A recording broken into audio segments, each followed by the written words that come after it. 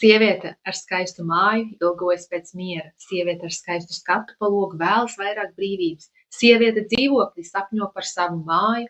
Sieviete koplietotā telpā ilgojas pēc klusuma un savas vietas. Sievietei, kurai šobrīd nav kur palikt, vēlas drošību. Un sieviete slimnīcā, viņa vienkārši vēlas vēl vienu veselu mierīgu dienu. Un mēs visas ejam uz priekšu, uz nākamo līmeni, uz vairāk, uz sapņiem, uz mērķiem, uz labāk, uz citādāk.